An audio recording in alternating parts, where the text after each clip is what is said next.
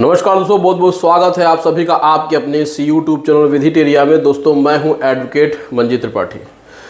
दोस्तों आज के इस वीडियो में हम लोग एक बहुत ही महत्वपूर्ण क्वेश्चन का आंसर जानेंगे।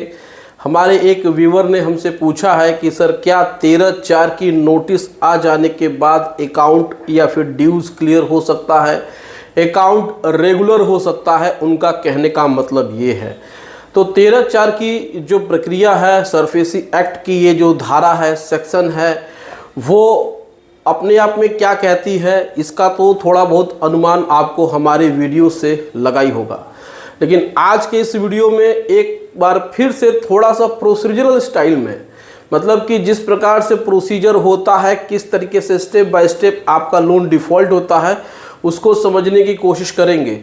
क्योंकि जब आपके पास 13/4 की नोटिस आती है तो एक बहुत बड़ा प्रॉब्लम क्रिएट हो जाता है और उसके बाद फिर बैंक बहुत ही तेज़ी से काम करने लगते हैं, जिसमें कि आपको समझ में नहीं आता है। इसके पहले तक तो था कि बैंक आपको लेटर भेज रहा था, नोटिस भेज रही थी, आप उसको इग्नोर कर रहे थे। लेकिन 13/4 की जो नोटिस होती है उसको बैंक न्यूज़पेपर में भी पब्लिश कर देते हैं, जिससे कि आपको बहुत ही दिक्कत होती है। तो आइए स्टेप बाय स्टेप जानते हैं कि धारा 13/4 के बाद क्या क्या हो सकता है। तो देखिए, हम आपको बता दें कि सरफेसी अधिनियम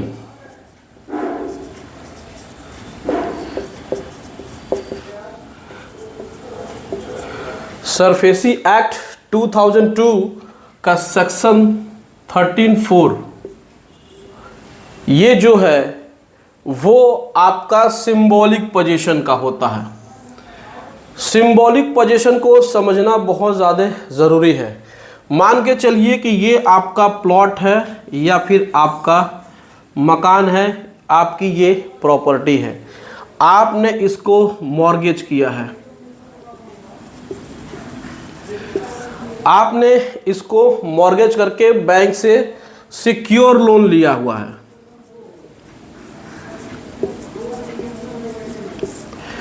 आपने बैंक से सिक्योर लोन लिया है और अपनी ये प्रॉपर्टी मॉर्गेज की हुई है। तो जब आप 3 मंथ की ईएमआई नहीं देते हैं तो आपका अकाउंट एनपीए हो जाता है,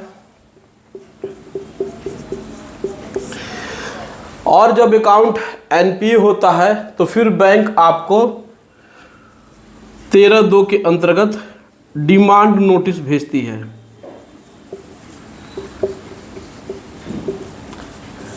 ये सारी बातें मैंने अपने बहुत सारी वीडियोस में आपको बताई हैं।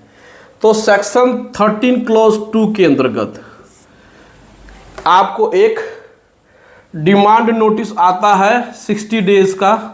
बैंक आपको 60 डेज का एक डिमांड नोटिस भेजती है। डिमांड नोटिस का अर्थ ये होता है कि बैंक आपसे जो भी आपके ये 3 मंथ्स की ईएमआई गई है तो इसका जो भी है वो आपसे पैसा मांगती है, ड्यूज, ओवर ड्यूज। इस ओवर ड्यूज को 60 डेज में पेड करके आप अपने अकाउंट को रेगुलर कर सकते हैं। देखिए, इसका संबंध इससे है, इसीलिए इसको हम बता रहे हैं, नहीं तो इसको हम आपको नहीं बताते। डायरेक्ट 13/4 की जो कार्रवाई है वो हम आपको बताते हैं। तो डिमांड नोटिस भेजने का उद्देश्य यही होता है कि जो कर्जदार है, जो बोरोवर है, वो जल्द से जल्द अपनी 3 महीने की ईएमआई और जो पेनाल्टी लग रही है उसको पे करके अकाउंट को रेगुलर कर दे। अगर आप यहाँ पे अकाउंट को रेगुलर कर लेते हैं अपनी ईएमआई विथ पेनल्टी के साथ पे करके, तो आपका यहाँ पे अकाउंट रेगुलर हो जाता है।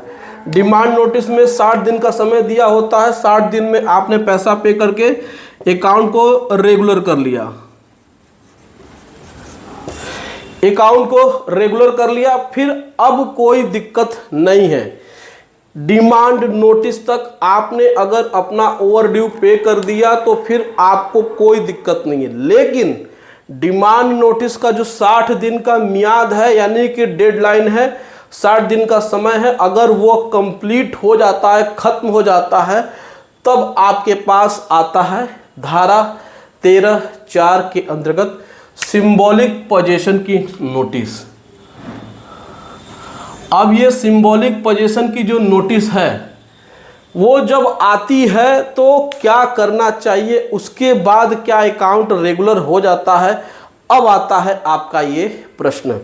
तो देखिए, जब आपके पास 13/4 की नोटिस आती है तो उसके बाद आपके पास क्या क्या राइट्स हुआ, क्या क्या आप कर सकते हैं, क्या हो सकता है मैक्सिमम, क्या हो सकता है मैक्सिमम, आइए आपको हम बताते हैं। अब बैंक न्यूज़पेपर में पब्लिकेशन कर देती है, लोकल न्यूज़पेपर में पब्लिकेशन कर देती है कि ये प्रॉपर्टी सिंबॉलिक पोजीशन में आ गई है और बैंक ने इस पर सांकेतिक रूप से कब्जा ले लिया है। यानी कि आपकी प्रॉपर्टी पे बैंक ने ये सिंबॉलिक पोजीशन की नोटिस चिपका दी है और साथ ही साथ इसको न्यूज़पेपर में भी गजट कर दिया है। अब आप ये कह रहे हैं कि यहाँ पे कि क्या यहाँ पे अकाउंट रेगुलर हो सकता है। तो देखिए, यहाँ पे दो कंडीशन है। पहला कंडीशन ये है कि depends on bank officer, bank officers के ऊपर डिपेंड करता है कि अब आपके अकाउंट को रेगुलर किया जाए या नहीं।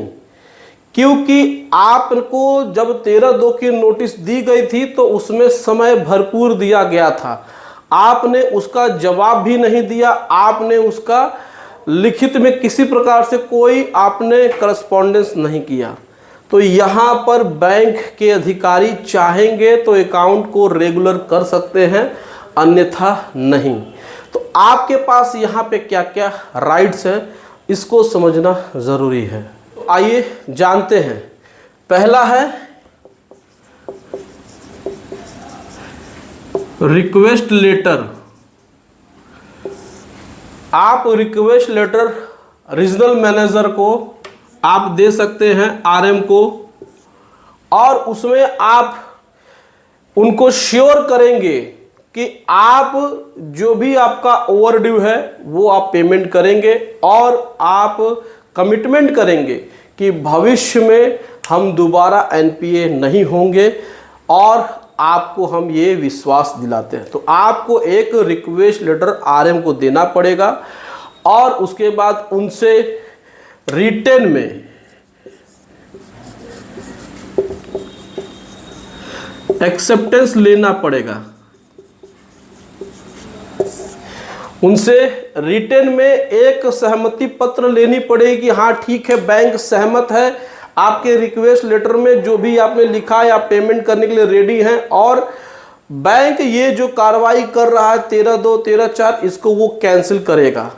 तो कैंसिलेशन या फिर रिवोकेशन बोलते हैं, revocation of all legal actions. सारे लीगल एक्शंस को बैंक रिवोक कर देगा, कैंसिल कर देगा, रद्द कर देगा, ऐसा लिखित में अगर देता है तो। इस तरीके से आपको उनसे लेना है, आपको रिक्वेस्ट लेटर आरएम को देना है, फिर उनसे लेना है रिटन में एक्सेप्टेंस कि हाँ बैंक सहमत है, आपके रिक्वेस्ट लेटर को एक्सेप्ट करता है, और उसके बाद सबको ये रिवोक कर देगा। तब तो जा करके आपका अकाउंट रेगुलर होगा, अन्यथा इसको पूरा आप सेटल कराइए या फिर आप हाई कोर्ट में या फिर डीआरटी में केस फाइल करके स्टे लीजिए। तो वो होगा दूसरे वीडियो में।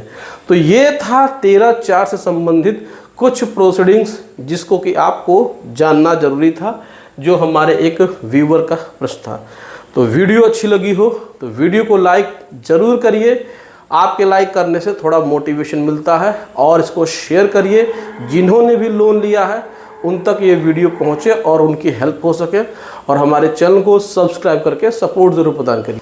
चलिए मिलते हैं नेक्स्ट वीडियो में, तब तक थैंक यू सो मच। जय हिंद दोस्तों।